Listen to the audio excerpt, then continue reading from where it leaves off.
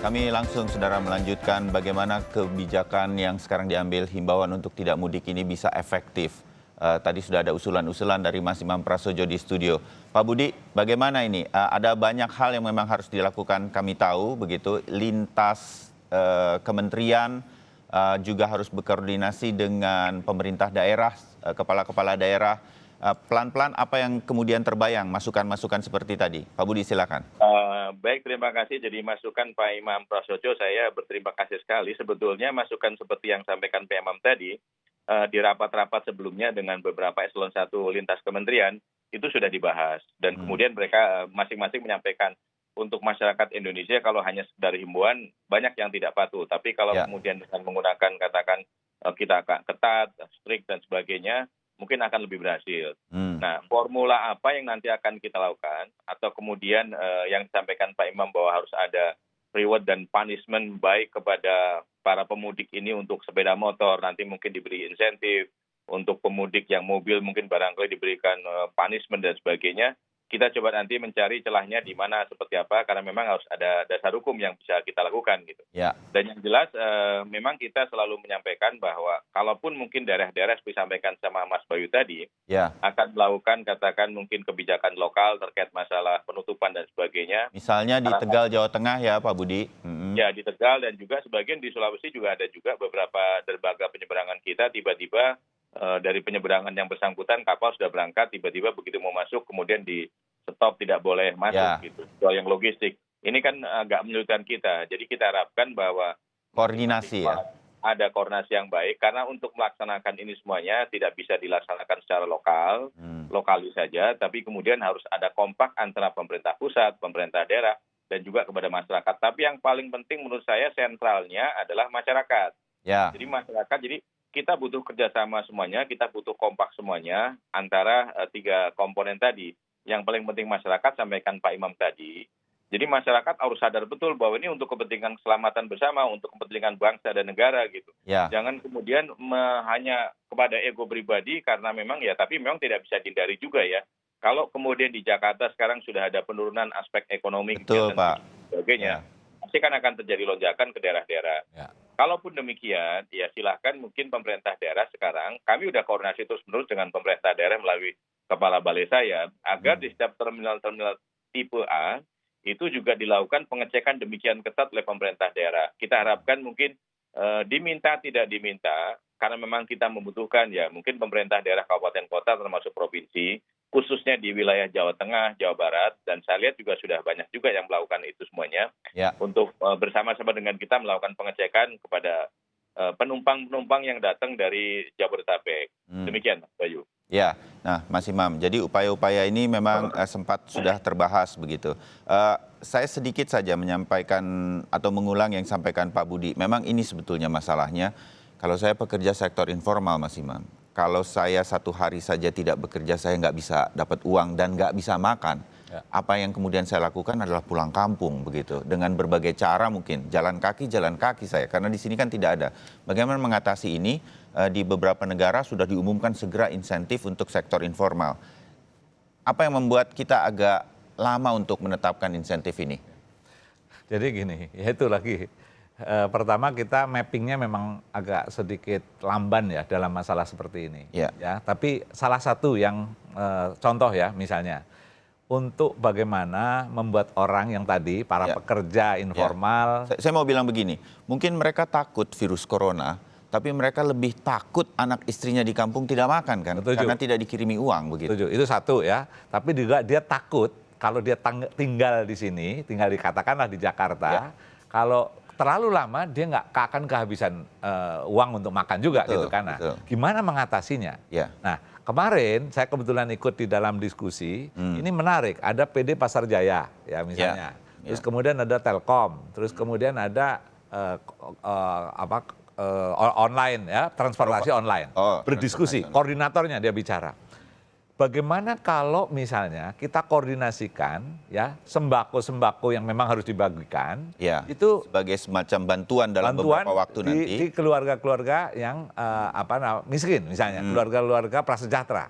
Itu sehingga ada jaminan bahwa saya nggak bisa belanja, saya nggak bisa cari uang karena saya itu harus tinggal di rumah, tetapi saya tenang karena akan ada bantuan dari logistik dari Pasar Jaya misalnya gitu. Gubernur Jawa Barat sudah akan melakukan ini. Ya, gitu. Ada bantuan 1,5 juta yang akan terbagi sedemikian rupa, ada cash dan juga sembako. Ya, itu. Nah, itu contoh kayak gitu harus cepat. Semacam itu. Nah, Oke. tetapi itu kan pemerintah.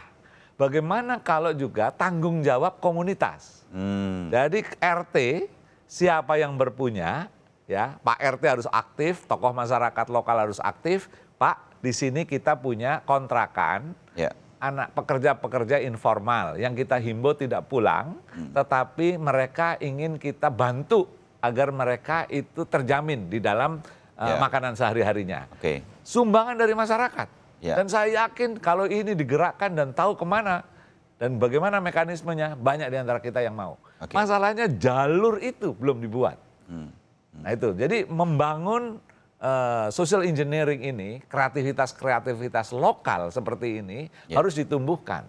Kalau semuanya jalur pemerintah, apalagi diskusinya kelamaan, terlambat kita. Oke, saya kembali ke upaya untuk kemudian mencegah mudik besar-besaran, saya menyebut begitu. Kalaupun mudiknya terjadi tapi harus dalam jumlah yang sangat kecil, pemerintah sudah menghimbau hentikan mudik bersama. Kemenhub sudah menghentikan yang biasanya setiap tahun mudik gratis dihentikan. Mudah-mudahan swasta nanti juga mengikutinya. Apalagi yang bisa diterapkan, terutama koordinasi dengan pemerintah daerah, dengan kepala-kepala daerah, yang bisa sedikit menahan, membuat tenang warga dari sektor informal di kota-kota besar, Jakarta dan sekitarnya, Mas Imam. Kelemahan kita ya selalu yang namanya jalur diseminasi, jalur memberitahukan pesan, itu jalurnya pemerintah. Tapi emangnya pemerintah selalu kedengeran, itu satu. Ya. Kalau toh dia dengar himbauan, emangnya dia selalu dipercaya gitu loh. Atau Nah, sampaikah kepada orang-orang yang sebetulnya harus mendengar? sampai pun belum tentu dipercaya. Nah oleh karena itu kita harus melakukan upaya penjelasan ini dengan meminjam banyak orang. Kalau bahasanya seorang kiai untuk mencegah mereka itu pulang karena dia punya kemungkinan bisa menjadi bagian dari penyebar virus, tentu dalilnya berbeda. Dia akan menjelaskan dengan caranya. Anak muda tentu akan berbeda. Nah, jadi jangan hanya mengandalkan mulut dari birokrat atau pejabat. Itu nggak akan efektif menjangkau semua. Nah itu baru himbauan untuk membuat penyadaran. Nah, tetapi yang paling penting tadi, seberapa jauh insentif, reward and punishment. Apa untungnya saya kalau tinggal? Untungnya Pak, Bapak ini akan dapat bonus dari perusahaan. Untungnya Pak, Bapak akan dapat sumbangan sembako selama tinggal di sini. Untungnya Pak, motor Bapak kalau Bapak nggak gunakan untuk mudik akan ada bebas STNK misalnya setahun. Untungnya Pak, Bapak listrik yang 450 watt itu selama 1 bulan akan gratis. Jadi sederet keuntungan. Sementara punishment harus diikuti. Pak, kalau Bapak ke sana pulang, Bapak harus repot ini 1, 2. Nah, tapi bagaimana dengan keluarganya? Keluarganya di mapping oleh pemerintah daerah buat para orang yang orang tuanya ataupun keluarganya bekerja di kota. Ini tugas pemerintah daerah untuk memberikan kepastian bahwa dia itu harus berada dalam kondisi aman begitu ya. Ngomong kan gampang ini Pak. Betul. Nah, tetapi kalau nggak ada omongan, konsep juga lebih susah lagi. Oke. Jadi konsep bagaimana konsep ini kemudian diterjemahkan atau direalisasikan begitu. Dan dalam waktu cepat. Nah, ini kan kita kecepatan untuk ngambil keputusan sekarang itu yang menurut saya paling penting. Pak Budi, sudah cukup cepat sebetulnya menurut saya Kemenhub segera mengatakan bahwa mudik bareng atau mudik bersama itu sudah tidak ada. Dan tampaknya beberapa kantor teman saya yang biasa menyelenggarakan juga mengatakan akan mengikuti kebijakan tersebut. Tapi bukan berarti mudiknya akan berhenti. Apalagi yang kemudian akan segera dilakukan Pak Budi, walaupun tetap harus berkoordinasi dengan banyak pihak. Ya, saya kira kita tinggal satu hal yang sedang ditunggu oleh kita sebagai pelaksana di lapangan dengan Korlantas Polri terutama. Adalah bahwa kalau sekarang kita masih himbauan, kalau nanti ada pernyataan dan kemudian ini himbauan langsung lebih kuat lagi, lebih tingkatnya lagi stratifikasinya, buat dengan pelarangan, ini yang sedang nanti kita akan rumuskan bagaimana protokol SOP-nya di lapangan. Kita harus menyiapkan beberapa penutupan penyekatan dari jalan tol, jalan arteri yang kami sampaikan tadi. Ya. Tapi saya tertarik sekali yang disampaikan dengan Pak Imam tadi, adalah sebetulnya pemerintah memang sudah mengambil satu diskusi-diskusi untuk melakukan bantuan-bantuan atau kemudian seperti tadi untuk reward punishment yang nanti kita akan rumuskan kembali. Tapi yang sampaikan Pak Imam ini lebih terasa lagi kalau menurut saya, bahwa memang butuh keterlibatan atau semua pihak termasuk masyarakat. Prinsipnya tadi disampaikan Pak Imam adalah masyarakat lokal dilibatkan yang masyarakat yang mampu dan kemudian tidak usah berpikir panjang memberikan bantuan kepada masyarakat yang tidak mampu di sekitarnya, terutama adalah masyarakat yang datang dari daerah yang memang dari sektor informal yang cenderung sekarang pasti ingin pulang karena memang tidak ada kegiatan, nanti tidak pendapatan dan kemudian dia harus ada biaya. Nah ini yang mungkin penting. Jadi nanti saya di usul rapat nanti siang saya akan mengundang dari Kementerian Sosial dan juga dari pemerintah Provinsi DKI, dari mungkin Dinas Sosial dan sebagainya. Mudah-mudahan apa yang disampaikan Pak Imam tadi, memang saya juga percaya, memang saya juga yakin sekarang dia harus cepat ngambil keputusan. Apa yang disampaikan Pak Luhut juga beliau harus cepat ngambil keputusan sekarang. Karena memang ini argo jalan terus, waktu berjalan terus. Betul. Jadi saya terima kasih masukannya Mas Bayu sama Pak Imam tadi. Nanti siang insya Allah kami akan diskusikan lebih matang lagi terhadap bagaimana keterlibatan atau pemberdayaan masyarakat untuk membantu di sekitar lingkungan itu. Baik, boleh usul? Sedikit waktu. Pak Budi, usul.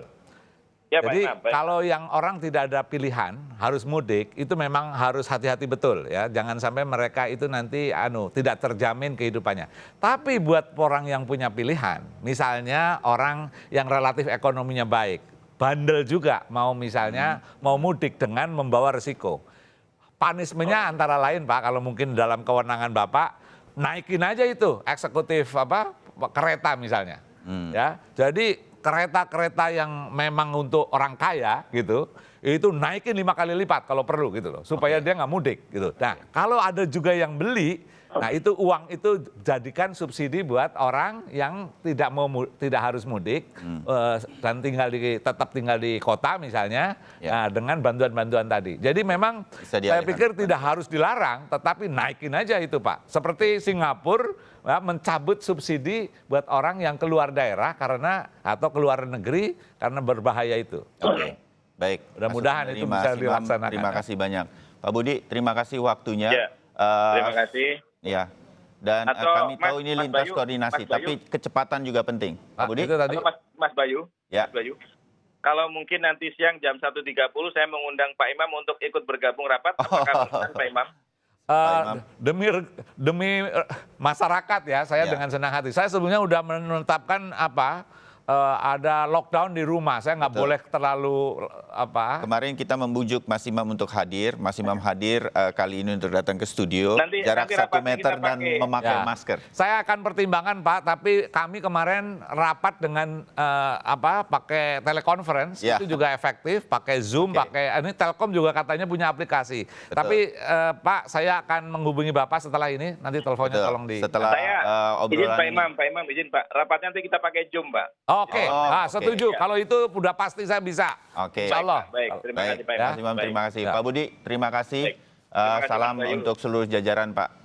Ya, terima kasih, Mas. Ya, Mas Imam, terima kasih dan tetap di sini sebentar karena saya akan menutup dialog kita dan setelah ini sekali lagi terima kasih untuk kehadirannya dan mudah-mudahan ini menjadi masukan kecepatan paling penting untuk segera mengatasi cepatnya virus corona ini menyebar. Dan saudara, kami akan hadir dengan segmen tanya jawab